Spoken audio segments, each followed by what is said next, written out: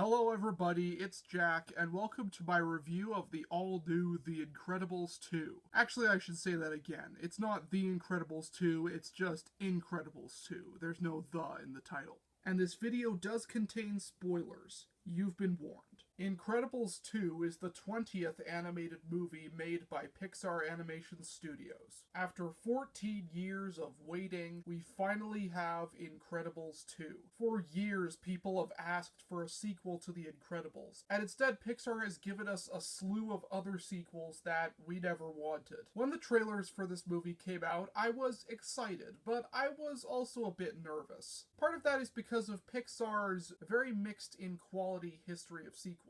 Toy Story 2 and 3 are great. They're excellent sequels, but I wouldn't call either of them as good as the original Toy Story, but that's just my opinion. But there were also movies like Cars 2, the first real Pixar movie to get bad reviews. Before it came out, Pixar regularly cranked out critically acclaimed masterpieces, but Cars 2 showed that the studio wasn't immune to making some stinkers. Cars 2 is not the worst movie, but by Pixar standards, it was just a letdown. With a confusing plot and the horrible choice to make the comic relief character Mater the main character, the film just failed. And another Pixar sequel that I myself thought was enormously disappointing was 2016's Finding Dory. I know I'm gonna get a lot of hate for this because I know most people love that movie, but I don't. I don't even like it. Considering that the original Finding Nemo is my favorite Pixar movie of all time, this just seemed like a huge step back. It was to me what The Last Jedi was to a lot of Star Wars fans. The plot was annoyingly childish. It didn't seem like there were any real stakes. I never feared for the survival of any of the characters. The old characters were either ruined or just completely useless, and there were some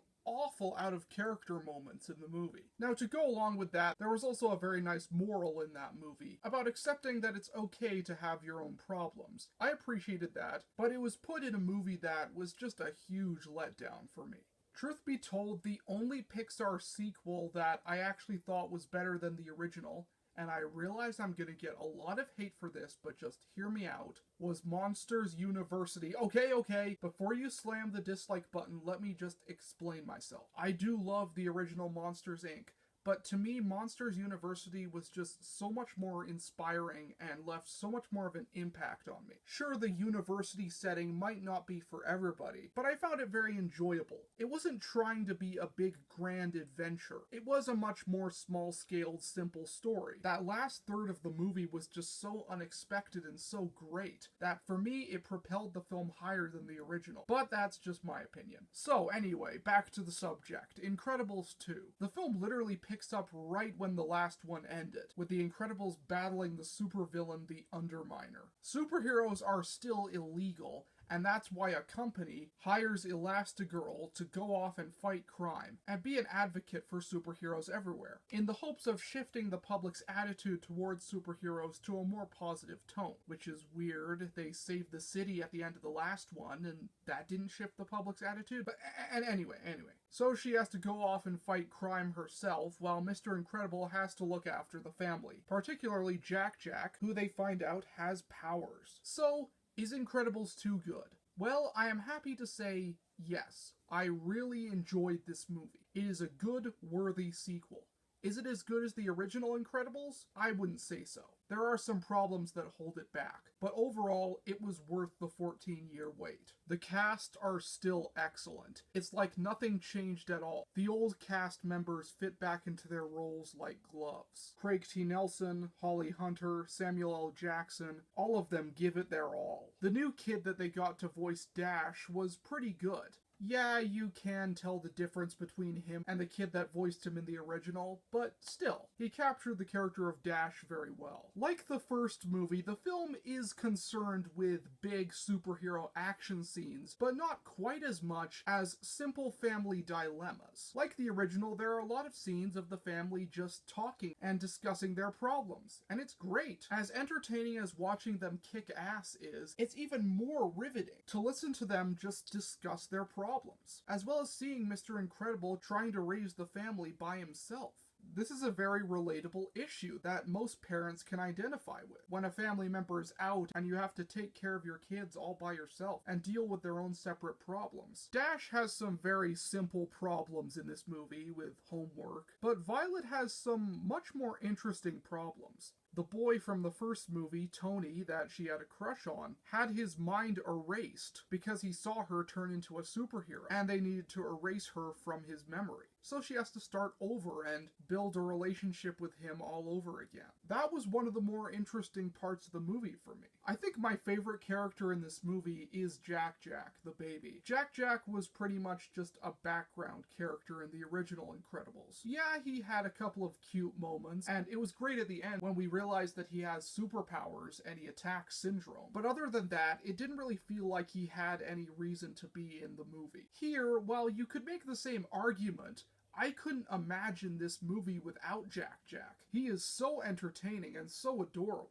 The scene where he fights the raccoon, I remember everybody in the audience laughing so hard at that part, and I was with them. Some of the supporting characters from the first movie return, like Frozone and Edna. They don't have as much to do here, but they're still entertaining. One actor replacement that did distract me was the character of Rick Dicker. That's the guy that erases people's minds whenever they see a superhero. In the original film, he was voiced by Bud Lucky, who unfortunately passed away actually earlier this year. The actor replacement that they got to voice him was just nothing like him, and that's because he had a very distinct voice. Granted, I don't totally blame them. It was probably very hard to recapture that same voice, but the actor that they got just sounded nothing like him. Now, the common criticism that this movie is getting, at least from what I can see, is that the villain is weak, and I do have to agree on that. That is the film's main issue. From the trailers, and for a good chunk of the movie, we're led to believe that the villain is this mysterious character called the Screenslaver. The idea was kind of interesting, and it does have some commentary in there about how much people use screens in their normal lives. But eventually it's revealed that the Screenslaver is nothing more than a pizza delivery guy who is being controlled by the film's real villain. The villain is Evelyn Dever, the sister of Winston Dever, the head of this pro-superhero organization. Many people, myself included, considered Winston to be a possible suspect, mainly because he just seemed too nice, too perfect,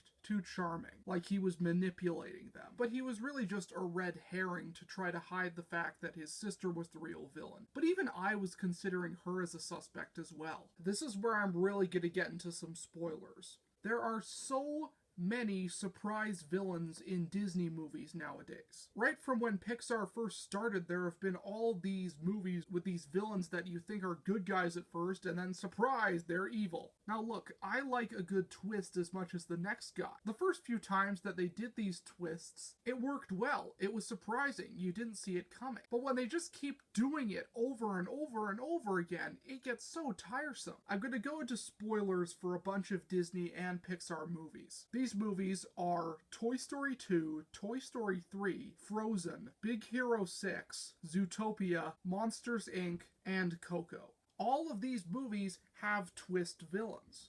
Mr. Waternoose, Prince Hans, Professor Callahan, Mayor Bellwether, Ernesto de la Cruz, Stinky Pete, Lotso Huggin' Bear. All villains that you think are good guys throughout most of the movie. Well, with the exception of Lotso, you find out that he's evil fairly early on, but it still is a twist. Doug Walker talked about this in his editorial on Disney villains nowadays, and how they're just not as good as they used to be. And this is a very important part of that, because none of these villains really leave much of an impression because they're only villains for a short amount of time at the end of the movie. And the irony is that these twists are supposed to be surprising, but when you do them so much, after a while, they become predictable. And that's exactly what the twist in this movie was. Predictable. I really wish that Disney would stop doing this. It's okay to sometimes do these twists, but when you do them over and over and over again, it gets really tiring. Another issue that I do have with this movie is the animation. Now, don't get me wrong, the animation is outstanding. It's gorgeous. It's even better than the original. But that's the problem. It's so much better than the original that it almost feels like a different universe. It doesn't quite feel like it's in the same universe as the original movie. The animation is great. It's colorful, and there's so much expressions on the characters.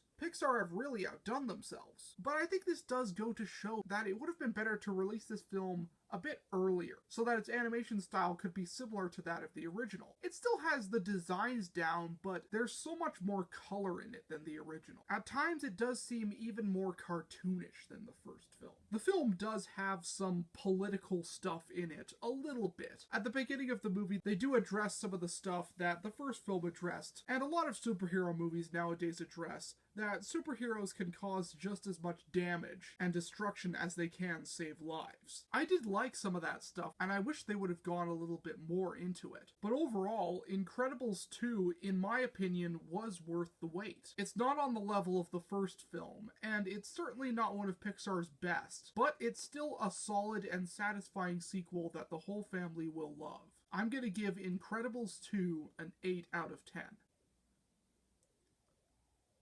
So be sure to let me know what your thoughts are on this movie in the comments section down below. Do you think it's as good as the original? Do you think it's worse? Do you think it's better? Let me know. I'll see you next time.